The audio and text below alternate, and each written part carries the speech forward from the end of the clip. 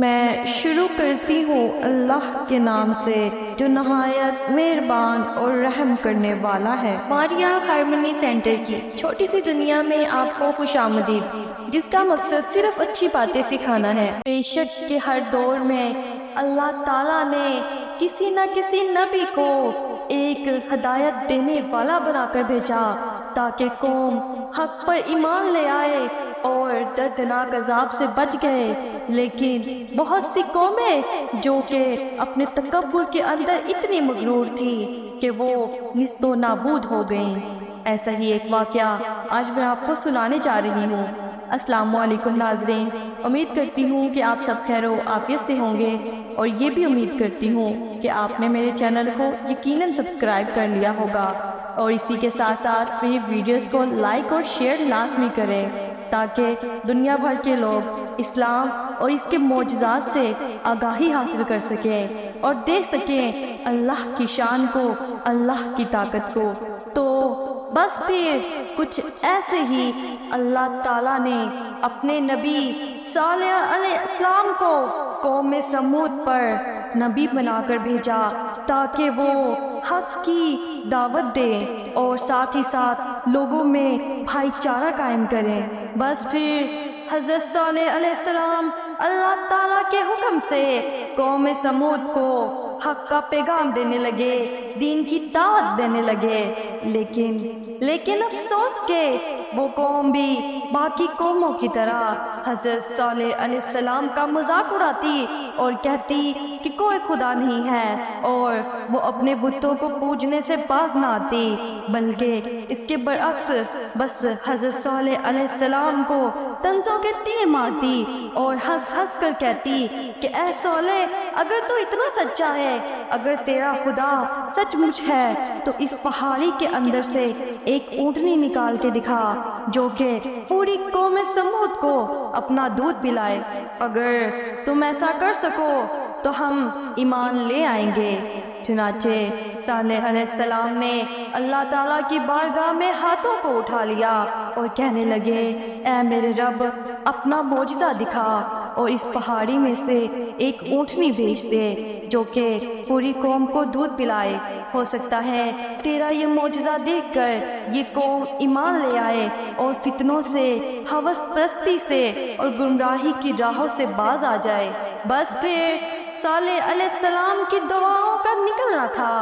کہ اس پہاڑی کو چیر کر ایک اونٹنی اپنے بچے کے ساتھ نمودار ہو گئی، اور وہ پوری قوم سمود کے سامنے آ کر کھڑی ہو گئی، جسے دیکھ کر سب لوگ بڑا حیران ہوئے اور حیرانگی کے عالم میں اس اونٹنی کو دیکھنے لگے،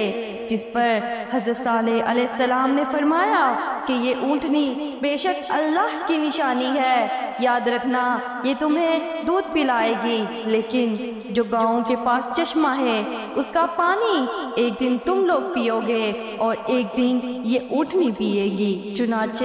اس قوم سمود نے ایسا ہی کیا، اور ایک دن وہ چشمے سے خود پانی پیتے اور اگلے روز وہ اللہ کی نشانی، وہ اونٹنی اس چشمے سے پانی پیا کرتی تھی۔ ابھی کچھ ہی دن گزرے تھے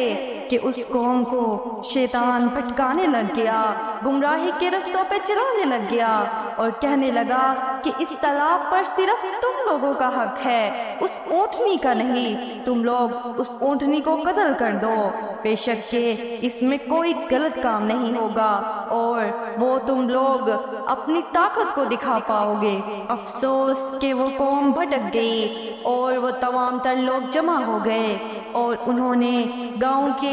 ایک آدمی کو چنا اور اسے لالچ دی کہ تمہاری شادی اس گاؤں کی سب سے خوبصورت لڑکی سے کروائیں گے، سب سے پیاری حسینہ و جمیل لڑکی سے کروائیں گے، لیکن اس کی شرط یہ ہوگی کہ تمہیں صالح کی اونٹنی کو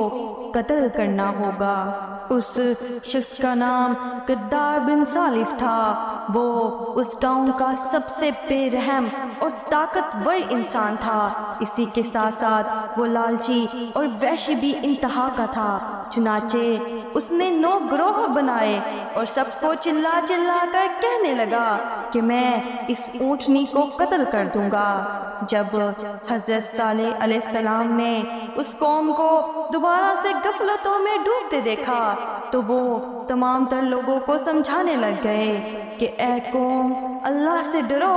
ہوش کرو، یہ اونٹنی اللہ کی نشانی ہے، ایسا نہ ہو کہ اللہ کا عذاب تمہیں لے ڈوبے۔ چنانچہ وہ لوگ اس چیز سے بالکل بھی نہ گھبرائے اور اس وحشی درندے غدار نے اس اونٹنی کو قتل کر دیا اور بے رحمی کے ساتھ اس کے خون کو اچھالنے لگے اور کہنے لگے کہ دیکھو، ہم نے صالح کی اونٹنی کو قتل کر ڈالا اور کہاں سے آیا ہمارے اوپر اللہ کا عذاب، ہم تو بے انتہا خوش ہیں۔ اور ساتھ ہی ساتھ وہ سب لوگ کہکے لگانے لگے اور صالح سے کہنے لگے کہ اے صالح، اگر تیرا خدا سچا ہے تو اسے کہہ کہ ہم پر عذاب بھیجے۔ جس پر حضرت صالح علیہ السلام کو بڑا افسوس ہوا اور وہ کہنے لگے کہ 3 دن کے اندر اندر اللہ تعالیٰ تمہاری قوم کو نیست و نابود کر دے گا۔ جن گھروں میں تم رہتے ہو انہی گھروں کے پتھروں کے نیچے آ کر تمہارا پوری کی پوری نسل کا خاتمہ ہو جائے گا۔ لیکن وہ لوگ تو غفلتوں کے اندر اتنے اندھے ہو چکے تھے کہ انہوں نے ایک ذرا سی بھی بات کو سننا گوارا نہ کیا اور مسلسل ہنستے رہے اور مذاق اڑاتے رہے۔ اور شام کو جب تمام تر لوگ یعنی کہ وہ 9 گروہ اکٹھے ہوئے تو وہ کہنے لگے کہ کیوں نہ ہم صالح اور اس کے خاندان کو ہی قتل کر دیں، نہ کوئی نبی ہوگا اور نہ ہی کوئی دکھاوے کے حق کا پیغام پھیلائے گا۔ اسی سازش کے اندر جب کچھ دن گزر گئے اور وہ لوگ صالح علیہ السلام کو قتل کرنے کے ارادے سے ان کی طرف بڑھے تو تب ہی اللہ کا عذاب ان کے اوپر نازل ہو گیا۔ ایک عجیب و غریب بڑا سا پتھر ان کے اوپر آ کر گرنا شروع ہو گیا اور جن گھروں میں جن پتھروں کے مکانوں میں وہ رہتے تھے وہی ان کی قبر بننے لگ گئے اور آسمان سے آگوں کا برسنا شروع ہو گیا اور وہ قوم اس طرح اللہ کے عذاب کا شکار بن گئی۔ بے شک کہ اللہ اور اس کی نبی کی نافرمانی کرنے والے کا یہی حشر ہوتا ہے۔ جب حضرت صالح علیہ السلام نے پایا کہ وہ تمام تر قوم اب نیست و نابود ہو چکی ہے، انہیں بڑا افسوس ہوا اور وہ افسوس کے عالم میں کہنے لگے کہ میں تمہارے تک حق کو لے کر آیا تھا، سچائی کو لے کر آیا تھا، لیکن تم لوگ غفلتوں میں اتنے ڈوبے تھے کہ تم نے اس سچائی کو تسلیم نہ کیا اور اپنی دنیا کے ساتھ ساتھ اپنی آخرت کو بھی برباد کر لیا۔ بس پھر اللہ تعالیٰ ایسی نافرمان قوم کو عبرت کا نشانہ بناتی ہے تاکہ آنے والی نسلیں اس نشانی کو یاد رکھیں اور اللہ تعالیٰ کے دین کو تسلیم کریں، حق کو تسلیم کریں اور بلاشبہ کے اپنی آخرت کو خراب نہ کریں۔ بے شک کہ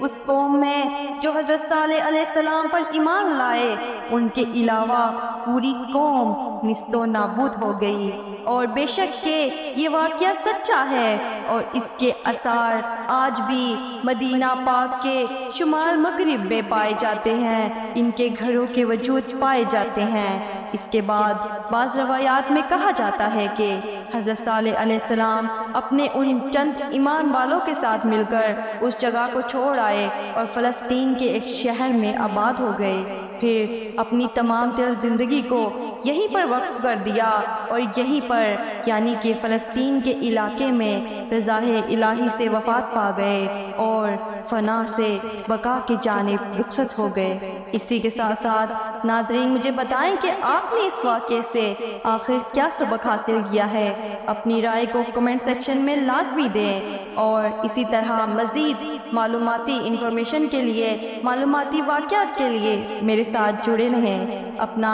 بے انتہا خیال رکھیے گا۔ اللہ کی امان میں، خدا حافظ۔